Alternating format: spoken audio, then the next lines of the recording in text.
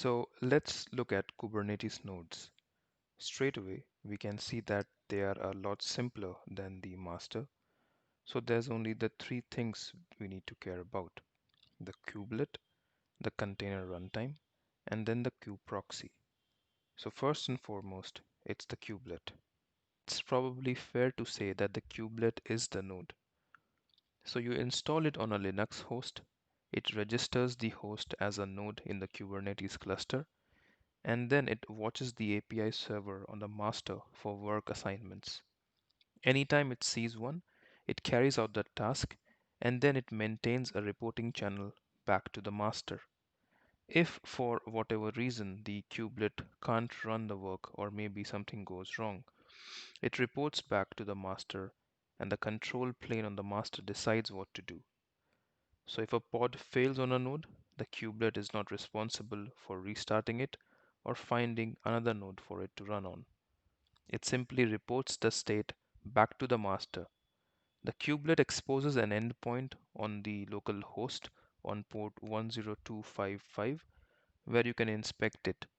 Now, we are not going to dive into this on this course here, but I do think it's worth knowing that port 105255 on your nodes lets you inspect your specs of the kubelet. So the spec endpoint, as we can see here, gives you some information about the node it's running on.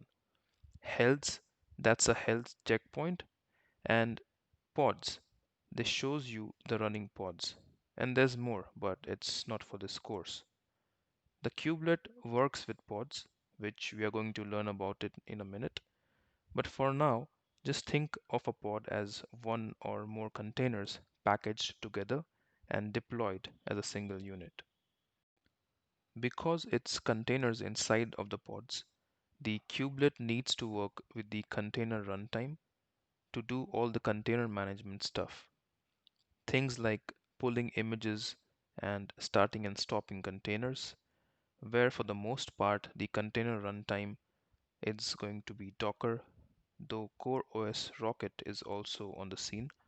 So a major part of what the kubelet does is to talk to the container runtime here. In case of Docker, it uses the native Docker API and it's pluggable. And if you prefer the Rocket way of thinking, you can go with Rocket. Well, the last piece of the puzzle here is the kube proxy. This is like the network brains of the node. So for one thing, it makes sure that every pod gets its own unique IP. That is one IP per pod. So if you're a bit advanced and you're running pods with multiple containers in them, all of those containers are going to share a single IP. If you want to address individual containers within the pod, you're going to be using ports and the likes. The proxy also does lightweight load balancing. Among other things, a service is a way of hiding multiple pods behind a single network address. So let's say we have got a bunch of web servers here, all talking to a backend down here at the bottom, but we put this backend behind a service here, so a single IP and the likes. Well, we configure the front end to talk to the service, then it'll balance all the requests across all the three backend behind it here. And then that's the load balancing for you, which is the responsibility of the kube proxy.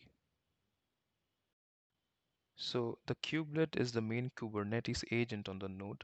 It registers the node with a cluster and then it watches the API server on the master for work packages. Those work packages are basically pods, and then it reports back to the master on the status of the work that it's running. Well, sitting right next to it is the container runtime. This is usually Docker, but Rocket from Core OS gives us a choice there. Then there's the kube proxy, the piece that makes all of the Kubernetes networking happen on the node. Well, we are going to switch gears a bit now and focus our attention on pod services and deployments. But before we do that, I want to cover the desired state and the declarative model that Kubernetes uses. So that's next up.